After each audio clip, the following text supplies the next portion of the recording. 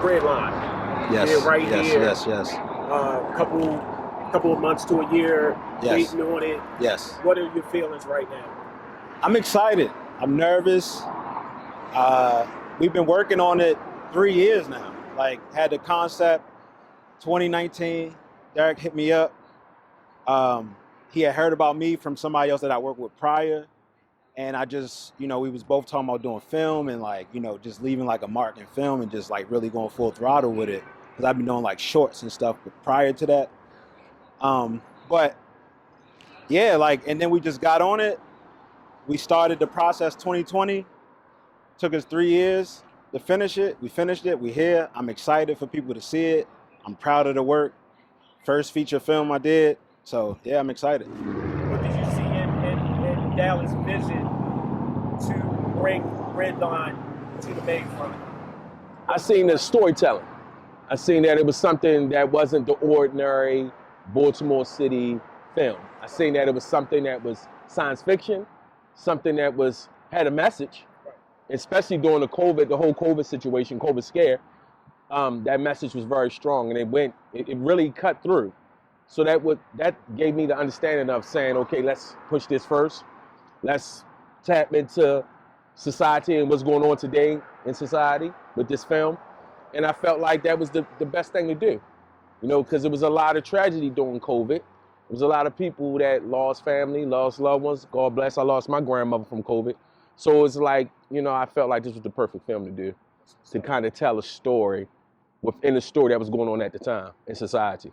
A little brief history about the name Redline. Well, it was initially, and I know people won't believe me now, but I had the concept prior to the pandemic. And it was like influence from the Flint water crisis, actually like the redlining process that they did with like black communities in the 30s with like not funding those communities. Still doing it today. Still doing it to today with like predatory loans and not funding those communities and like really diminishing the value of those communities. And I had a concept prior to like the pandemic. And actually like a couple scenes in the film, like the actors are wearing masks and stuff. I had that concept to just like kind of unify the world and like make it a cohesive world prior to like us wearing the mask. And then I just sat on it a while, like Derrick was saying. By the time he hit me, the pandemic came. So yeah, that's initially the idea from it. And that was the concept. And in that story, it gave me like leeway also to like do everything that I wanted to do as a filmmaker. I see us building a universe out of this because there's so many different layers, like I said. You can tell so many different stories from each character. What's good, what's good, what's good, everybody? It is I, the man that you all know and love, E. Digger, and you know where I'm at. This is the red carpet event for the movie Redline. What can I say? It is here. We are doing it. You get the call from Dallas, the cousin. Hey, man, I want you to be in my movie. What was that feeling like? It felt good because I knew that he had always been working on this for like a long time. And this was like one of his dreams, so it was like an honor really to take part and be here and help him with it. So it was a good thing. I got a chance to play more of a dramatic role. Yes. I'm always playing the comedic role and things like that. So this gave me an opportunity to play a dramatic role and really bring some different things to it. So I was excited. I'm really excited to see the final input of everything. That's what's up. Well, I actually got a call from Derrick. From Derrick. Okay. Yeah, I did a video for Derrick, for one of his artists, years ago. So him and I are good friends. So he called me, said something to me about it, and I'm like, oh yeah, I'll do it. And that's what happened. Man, Max was like this underboss, and I'm not gonna give too much away. Had a pill addiction, and I just tried to embody it. He was very clever guy though. This guy was really clever. And he ran with killers, lead killers, So it was just something that I just dug deep. I dug deep as I could, and I hope I did a good job, man. Well, it's always a wonderful experience to be part of one of Mr. Hanson's productions. And so in this one, I had an opportunity to play a mother character, which I'm a mom anyway, so kind of, hits home. We filmed it during the pandemic, so honestly, it was kind of emotional time for the entire world, and you know, we had to have our masks on and everything, so it was a lot going on during that time. Let's just say I'm really big into sci-fi and horror, so when Dallas reached out to me for this role, I was like so ecstatic. And I relate to her in various ways when it comes to like loss and fighting for the people that you love and fighting for a good cause. So those are things that I have like strong feelings about when I'm like, you know, channeling her. Yes. But it was really hard in some aspects, as I'm sure you saw, where I was just like, yes. Yeah, those are things I really had to tap into, but, you know, I'm glad that I did, and I'm glad that it was a role that challenged me in that aspect, and I can't wait to work with Dallas even further on other projects. I think seeing Black people in this type of role is not normal. So to be able to be portrayed in the roles that we are, it's a good light, and I think that is something we're checking out, and people will really enjoy it because the storyline is crazy, so I think people would enjoy it. That's what's up.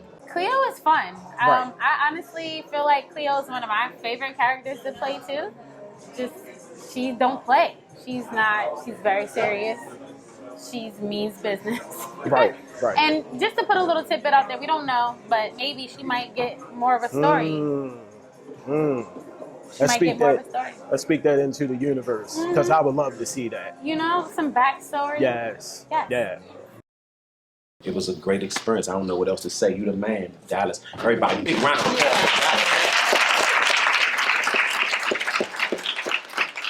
And I had to audition like 3 different times because it was like, well, let me see you do this part. Let me see you play this part. Let me see.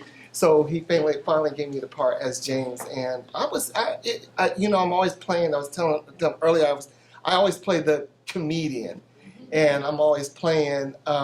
You know, the flamboyant one and things like that. So this was gave me another chance to play something different and do something different. So I appreciate working with Dallas and everything. He's another quiet one too, where you get on set and you like, you know, did I do okay? Did you do it? And he's like, yeah, we're gonna do that again. Okay. So it was just a cool experience, you know, working for him, and I always just wanted to make sure that I gave my best, and you know, whatever he needed, I just was there for him. So this was great working for him. But I had fun doing this. I met a lot, like you said, I met a lot of cool people in doing this, and it was exciting, and I'm looking forward to the next project. Derrick's the one who called me and asked me to do this, and told me the role they want me to do. I guess because I really usually don't say too much. I just sit back in the cut. So I guess this part was good for me. So, but like I said, I'm waiting for the next project. But I'm like, I always get typecast as a thug, but this time it was like a great opportunity to be something outside of that, and kind of just portray a character that was intelligent, but at the same time devious. So I enjoyed it, and just being around Dallas, like Derrick said, he's a quiet guy. So you don't know if you're doing good or bad on set with Dallas. So I just really thankful for the experience, and I'm just glad I got an opportunity to be a part of Redline. It was awesome. The biggest thing I want to just say is I'm very, very proud of Dallas. It was an extreme honor, you know, to take over this role for you. And I know it's been 3 long years. long years. But yeah, but I love the sense of camaraderie that we all had on set. I love like the family that we built on this set. I love that I got to play alongside YARRAL, of course. I'm still mad. Of course, Derrick. And I'm so, so proud of you because this was like a really serious role for you, and you did an amazing job. Of course, this one right here. I'm never gonna forgive her for waterboarding me, and that was actually. That was real. She was I actually asked to be waterboarded on. She said she wanted to do it for real. And it was freezing cold in there as well. Yes. But yeah, but overall, I just want to keep it, you know, short by saying that I'm very, very proud of Dallas, and I cannot wait for the next thing that we work on together. I'm really, really proud of him. This honestly was one of my favorite characters. Cleo was like dark in a really interesting way. I haven't ever played a character like her before. So I loved it. I loved every minute. It was great to see it on the big screen. Everybody here did so great. It was my first time working with some of them. Like, even though I've known most of them from the acting, we're all, you know, Baltimore is small. Like, the acting circuit is even smaller. So you know people even though you don't know them. But this was my first time working with some of them up close and personal. So this was great. I loved it. I can't wait for the next installment. I'm so glad you guys got to see it. Thanks. I know Dallas always worked hard on doing film and stuff, and you know, like we used to share ideas and a lot of things. So I'm really proud of seeing him be here today and releasing this film, and I'm thankful that, you know, we have this cast here, you know, to support him. So that's what's up, and I'm proud of you, cuz. I love the way his brain thinks. I thought the writing was fantastic, and you all are right. He's so quiet. You don't know. You're like, I don't know. Did I do that right? Like, you know. And he was like, I'm not a smoker. So he's like teaching me how to, you know, do the thing with the cigarette. So that was pretty crazy. I didn't, you know, your son that I worked with in the beginning, I was the mom in the beginning. Yeah, he was just such a professional. So I just had a great time, you know, work with everyone did a wonderful job. Cheers.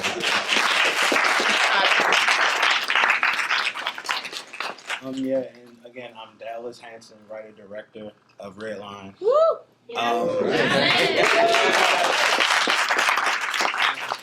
was a long process, like 3 years long, but even before that, just coming up with the idea was like maybe 2019, like just before the pandemic. And I had got a call from Derrick Zimmerman, and I'm sure it was just like every other call that you all might have got from Derrick, random and mysterious. And he had actually met somebody on a previous production that I did, and yeah, he hit me up. He was like, he was trying to get in a film as a producer, and I just pitched him the idea. He loved it, and we kind of just went in production 2020, like in the midst of it, like right when the pandemic was going on.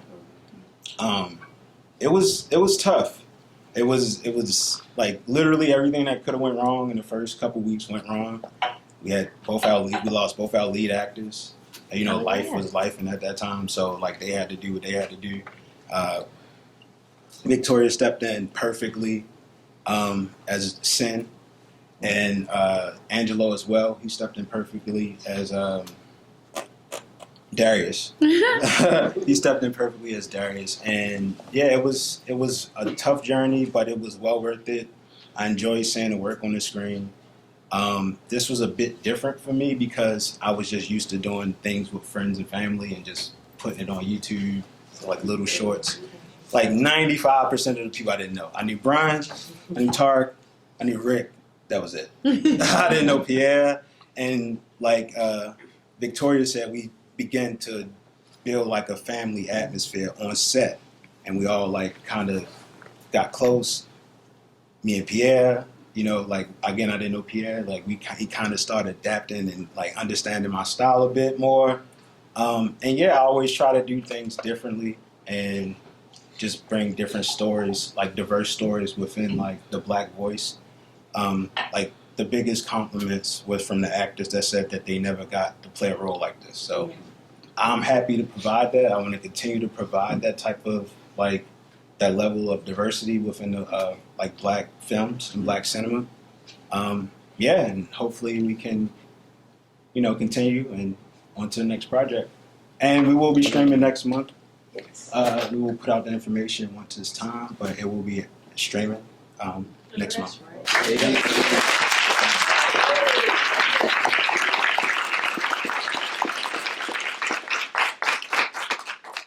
And we can turn it over if anybody had any questions for the cast, for the story. Oh, you have a question? Yes.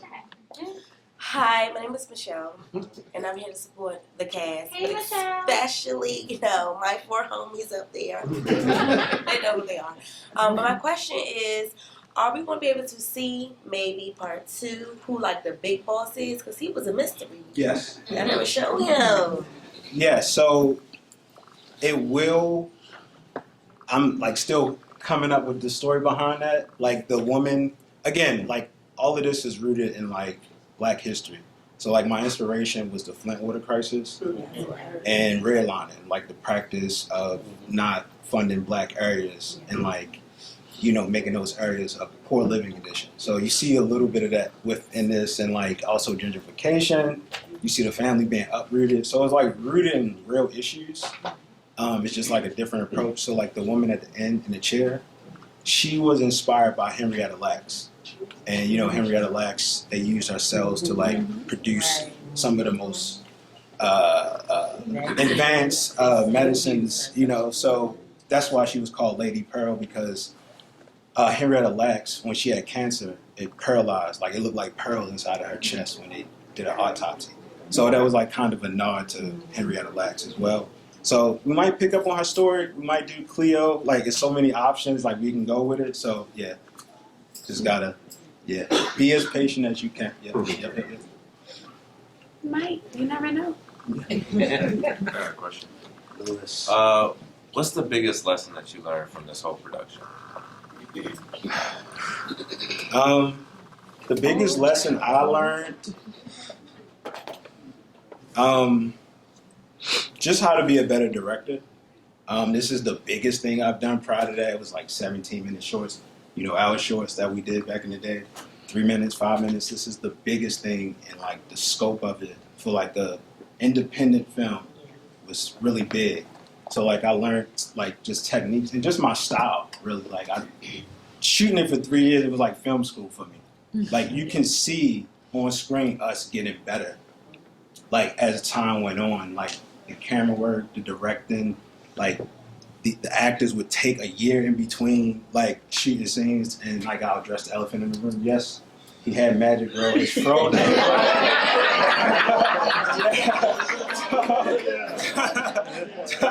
So that is like unfortunate things that happen when they take a year off. You know, my guy had a fro, and next thing he showed up, and hey, we gotta roll with it. Like, we gotta go with it. Never know. Yeah, but just directing and like my style and like my writing, I feel like I now know how to attack future projects with my style. Yeah. Yep. Oh, let's start playing. Let's start playing. Absolutely.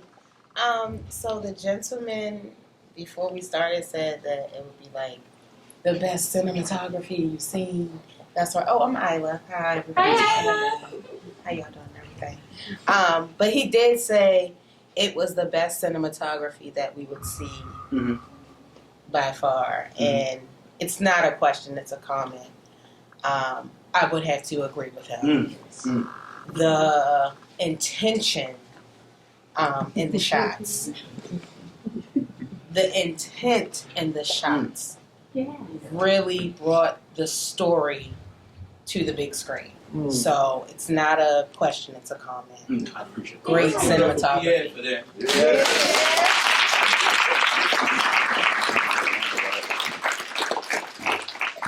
That was a thing again, just learning and like our styles, like because I know like you'll see I'll hold on the shot long. Like I would like we're gonna hold on the shot, and some people might not. Like, man, how, you sure? You know what I mean? Like, but we just kind of had that. We developed that synergy where, like, Pierre is just so gifted. Yes, Pierre is extremely gifted. He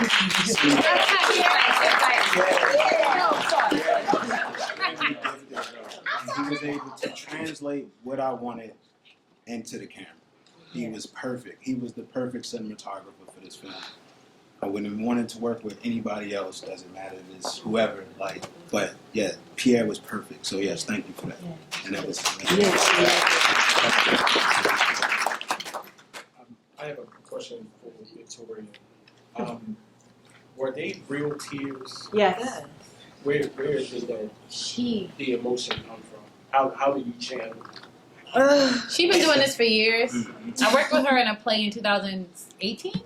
Yeah. She would like take time to go off to the side to bring the tears in practice. Not even like during the. She just has it. I don't know what kind of things this girl has been through. I'm answering for her because I'm like, no, I've seen it. Because even in the waterboard part, she had to take a minute. Yes. And she had to listen to music. She had to listen to music to get. And then she would come and say, okay, let's do it now. She's amazing. She's like, Yeah. she's really good like that. Thank you. But go ahead and say what I'm sorry, I'm weird with compliments. But thank you guys. I really appreciate you saying that. I guess for me, where it comes from, I always joke about, oh, I'm like the Hulk. I'm always angry or something all the time. But no, I think it derives from just my own personal experiences and the fact that I think I'm such like an empath, where it's like I can feel what other people are thinking or how they're feeling, and they don't even know it. But it's like I can pick up on that. And I think with this particular character, because I had to channel her so deeply, I just had to say to myself, give her grace, give her a hug, tell her that she's going to be okay. She's fighting for something bigger than herself. She lost her child. Has, you know, her marriage is just gone, but there's still that love and compassion and respect there. So I think for me, it's just any role that I take on, it's like, let me have a minute with this person. Let me talk to this person in my head and say, how are you feeling? Are you okay? What is your deepest, darkest secret? What is something that you're afraid to show people? And it's okay to be vulnerable here. And I think the moment I step up on that stage or that screen, I'm that person. And when those tears flow, and I know I have this habit, like where I'm like, I don't want to be too vulnerable. It's like I want her to keep it in, but sometimes I'm like, it's okay to let it out. But I say all that to say that's my way of hugging that person, by saying it's okay. It's okay to be vulnerable. It's okay to be sad. It's okay to be angry. And I think in a way it's me, shit. And I think in a way it's for me to say it's okay with your scars too. Yeah. So that's where that comes from. Like she did an amazing job. Like I know I know everybody say I'm quiet, but like I don't think a director's job is to tell the actor how to translate the material. I think they do that on their own, and you know, if it's together, then that's what we do. But the drinking, that wasn't in the script. That was a choice, and it made so much sense because like she was a grieving mother, and how she's fallen, and like you notice like a lot of the close-ups of her emotion, like a lot of the close-ups in the film was of her emotion, and allowing her to display that and that vulnerability and like just dealing with grief, and you know, yeah. So did an amazing job. Yes, and Joel, like again, choices. That smirk at the end was an amazing choice. Because I was ready to get him. We didn't like that. We That didn't was like that. amazing. Yeah, like just the choices that these actors We made, didn't like that. and like how they interpreted the material was amazing. Yeah, it made my job a lot easier. I'll say that. It made my job a lot easier. Yeah. My name is Adolf Hanson. Dallas is my nephew. I just want to let him know and everybody that I'm really so proud of him. I know he's been working with his passion for years. And it's finally great to see it come to fruition. He's making a movie and getting it off the ground and have support of these wonderful actors and actresses. This was a great movie. I loved it. I loved that it wasn't just shoot 'em up, bang, bang. You know, there's some thinking that went into this movie. And I just want to ask, like, how do you prepare yourself for the role that you're going to play? Is this You watch things. Okay. You read things. You watch things pertaining to the energy of the character. Me personally, I'm not someone that kills people.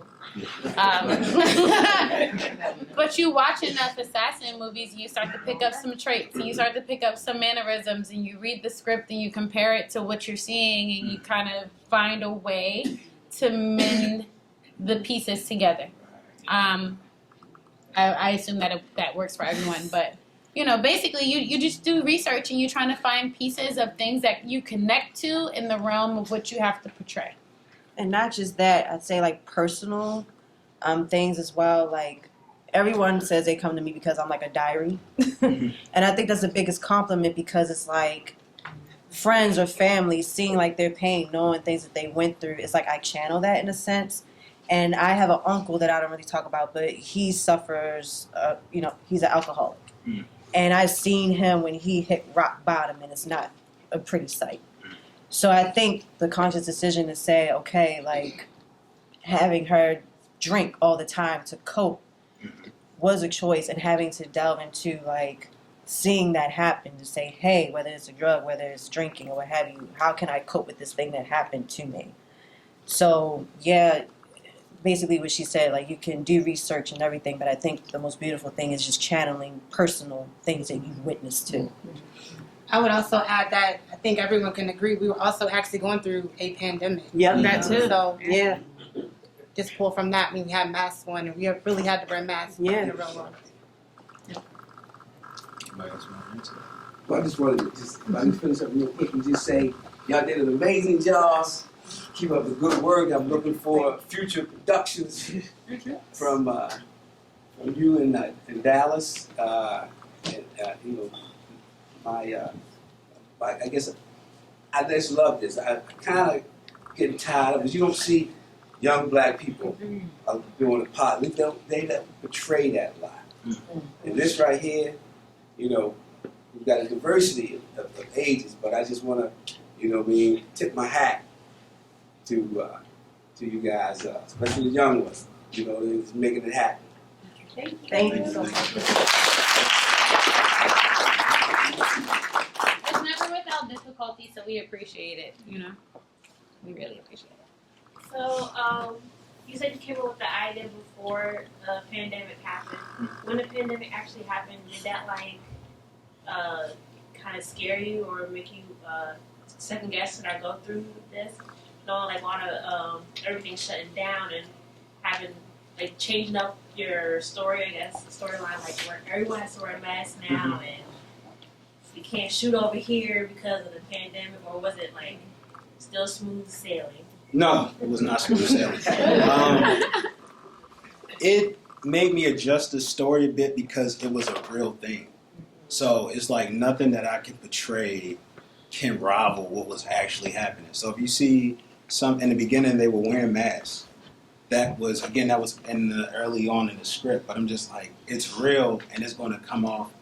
And I made the decision like to do away with it because it was just too much. It was like too spot on for that time. So like I just removed that aspect of it.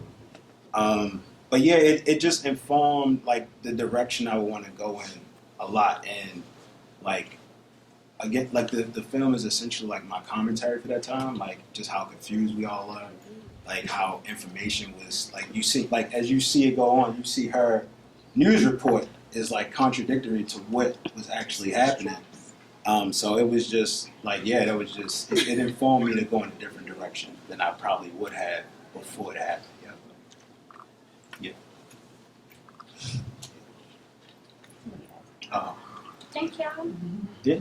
If you all didn't have any more questions, I thank you all for coming out.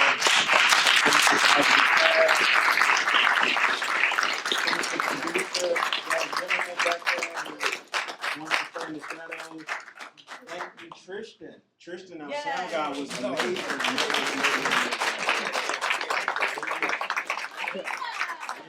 He was amazing. He was also the bartender. Right. Yeah. So again, it was everybody did more than they signed up for. Like we played roles. We went above and beyond with the production, and the actors went above and beyond like what I had on the script. On the script, everybody pulled their weight. Everybody pulled more than their weight. Everybody just put a lot into this project. So it's a project that I'm proud of, and I hope everybody up here is proud of. And I thank you all for coming out. Thank you.